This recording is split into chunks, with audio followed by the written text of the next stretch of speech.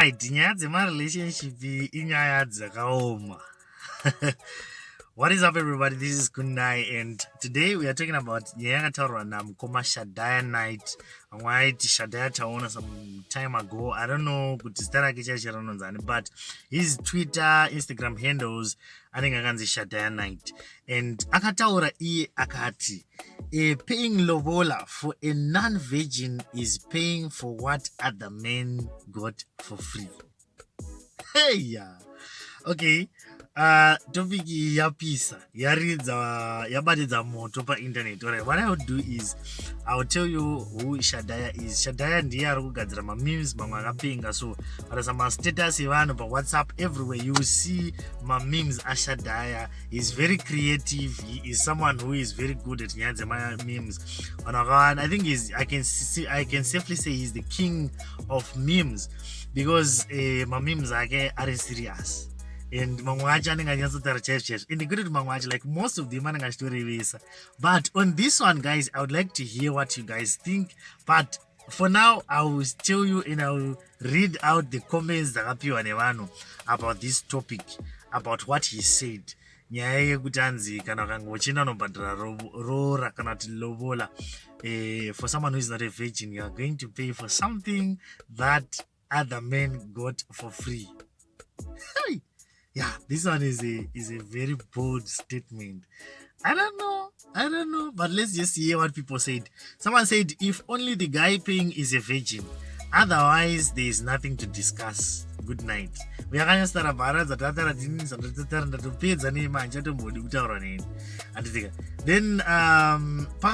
yakatosita more than 50 comments on achitanga kupisana achipindurana nemunhu iyeyoyo anonzi Dennis Pine. I'm not sure what Dennis Pine ndiani chaichaiye, but I'm just going to try and read out what people started saying because patanga kupindurana ipapapo. But unless you're paying your own lobola, I suggest you think of something better. Okay. So as that doesn't even make sense. You do know that back in the day, polygamous men would pay lobola for a virgin, right? As this is not back in the day. But that's the original culture. You are selective in which parts of culture you want to practice. When I say I don't want to pay lobola, you argue that it's part of our culture, but the parts you don't like, you're okay with being done away with. Very hypocritical. So this one, someone has said, parkunzi izo nyaya kubhadhara pane vanhu vari kufamba nenyaya yekuti anzi rora haifanira kutombobhadharwa. I don't know, what do you think?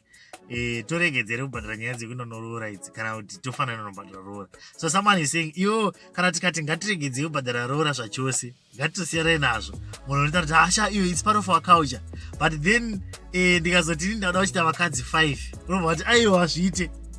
So what are you talking about? Because it's part of our culture. Kana taenda culture hatifaniri kucheka tiite tifanira chaizvo kana vakadzi vachinziwo varume vaita, because in our culture varume vaita vakadzi vakawanda. Polygamous marriage, it was very allowed, like very very allowed. Munhu aibvunza kuti vakadzi vakawanda, but kana tikati ngatichiita izvi culture yedu iwo bvatanzaiwa no zvekuita vakadzi vakawanda hazviite, but it's part of our culture. But kana ndingatiore ngatichiregedzai kuita zvekundonorora, iwo urwadziwa nei? Saka isizi zifa vanotanza zvinoaitira iwo. Kana iri nyaya yemarriage, kana iri nyaya yekuenda kundobhadhara rora, zvinonzi akatibhadhare. But kana murume akazidora ndaita zvamunoda zvekaucha, ndauda kuchita futi zvekaucha futi, ndauda kurora mukadzi. No, you should not do that. I don't know, what do you think about this issue? This is what this guy is trying to say. So who wants lobola? I'm even supporting it. It should be banned because it's being overrated. This is now someone else. Alright, so I'm just gonna read a few of these ones, then todzokera futi kune comments about what people think per issue yekuti munhu anofanira kuringana. Saka Zim Celebs, I saw this one on Zim Celebs. Zim Celebs is an online publication, or maybe I can say it's yeah, just go and check Zim Celebs. I'll also leave my comments, I'll also leave my links down in the comments box so that you can also get and see some of these comments that are being said. And don't forget to follow Zim Celebs as well. As you can pay for virgin and other men come chow after you pay. Stop thinking shit. This is someone. So we are not virgin,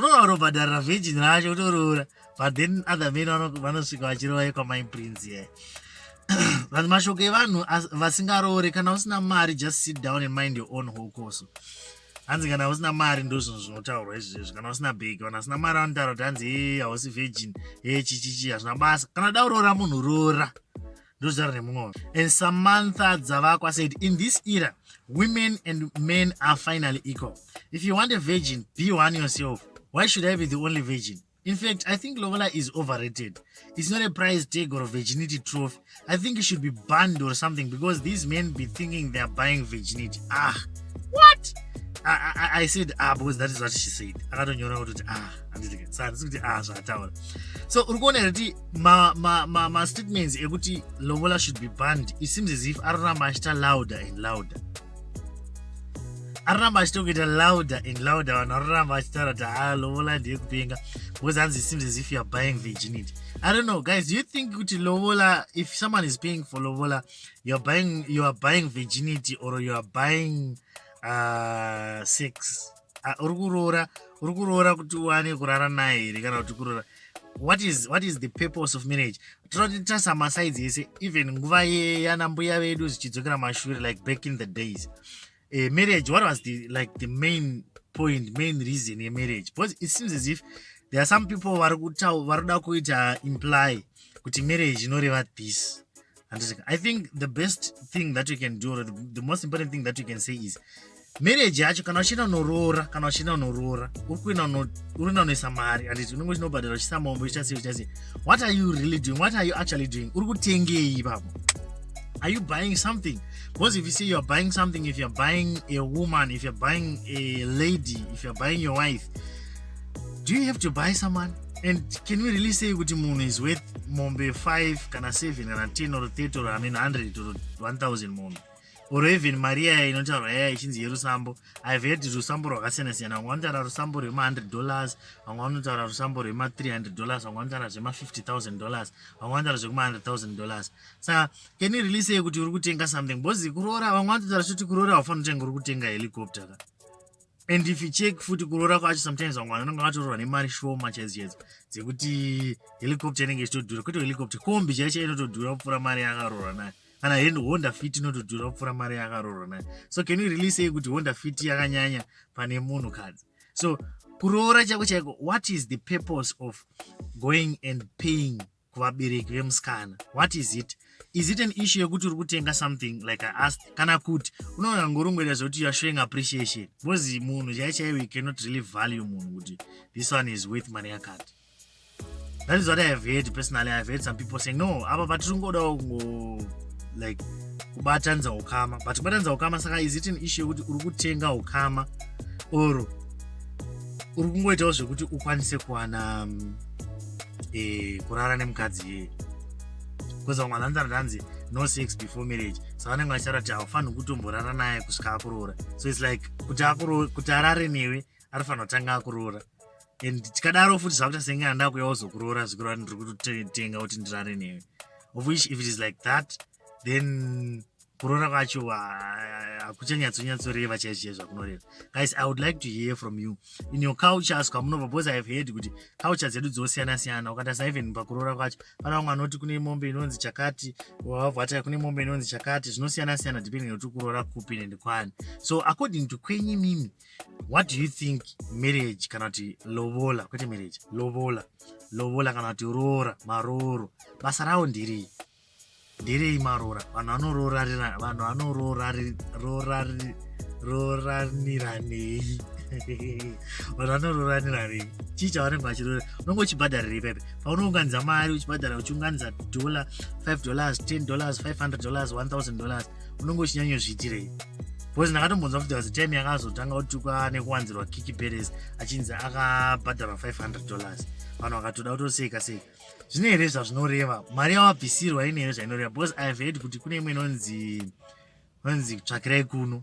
Tsvakirai kuno ndeyekuti munhu anenge atora musikana atizira woendesa a amount, ende mari iyoyo haisi yekutombonzi ngaiite $500 kana kuti chingwa anotoendesa tsvakirai kuno kana $5, vamwe vanoendesa tsvakirai kuno $1.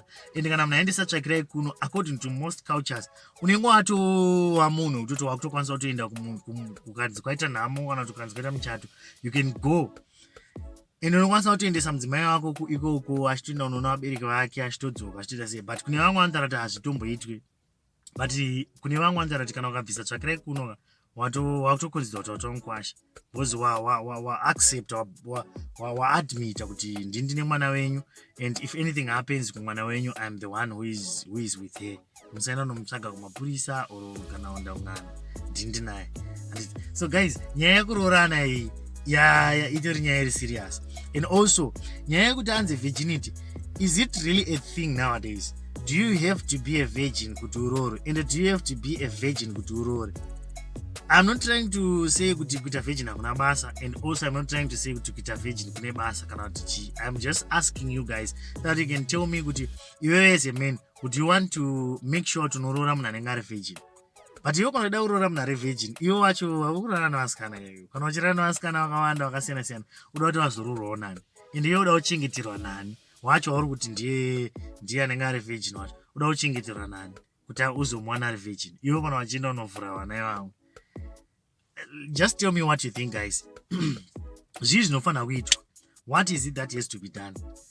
Vanhu vanofanira kuramba vakachengetedza here kana kuti iko zvina zvisina basa? And also nyaya yekuti roora ngaibhanwe, do you think it is the right thing to do kuti ngatitobhanai roora, tototi kana uda kungorara nemunhu unongotora wotoita mukadzi wako, kutongoti ndezviri sei bo ndakufarira uya kudheni kutenda kudheni mautoita vana venyu 4-5 makutochembedzana. Because kuroora some people say it's an issue of showing commitment. Hatisi kungoita zvongotora nange mhuka, because ini ndonasa kuti pakanzi pabviswa roora teta kutange mhuka ndo dzisingabvisani neroora. Tasiyana nemhuka dzongoti anongoti kangoona yaona yototora yotoda iso. Vana vanenge vada kuitwa, and kana vakanga vaita vana even cheki ndosaka chinototi kana mukadzi anokwanisa kutokuendera kukoti muno muZimbabwe wototi right ngaandipe mari yemaintenance because akandiitisa mwana, wotoona munhu achitosungwa kana kutoendeswa kujeri kana akasabhadhara mari yemaintenance iyoyo. Saka I don't know, what do you think? Let me know what you think, guys, because this issue is quite interesting. Pane zvinhu zvakawanda zvataurwa ipapapa, and I'm going to be giving you some of the things that were being said ipapapa so that you can see some of the comments, and I would also want to hear what you think. I will see you in the next video.